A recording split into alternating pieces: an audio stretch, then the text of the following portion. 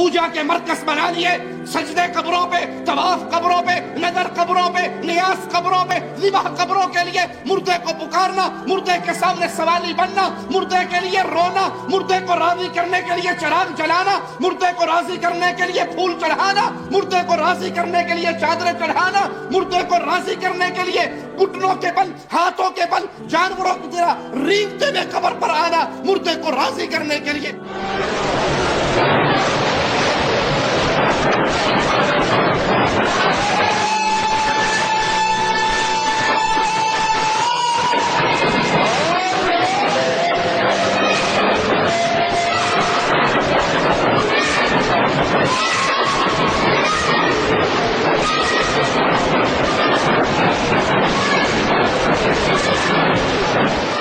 یہ سارے اعمال کرنا کہ بابا راضی ہو گیا تو ساری دنیا کے مسئلے حل ہو جائیں گے، پیر راضی ہو گیا تو سارے مسئلے حل ہو جائیں گے۔ وہ مرکز عبادت کا، اللہ کی عبادت کا جو مساجد میں ہوا کرتا تھا، اس مرکز کو مسجد سے چھینا، قبروں پہ بنایا، قبروں کا طواف، قبروں پہ نظر، قبر والوں کو مشکل کشا، قبر والوں کو حاجت روا سمجھا۔ پیارے نبی علیہ السلام نے آخری لمحات میں لعنت کی یہود و نصارہ پہ، ان کا یہی جرم تھا جو آج کلمہ پڑھ کے ہماری اکثریت کر رہی ہے۔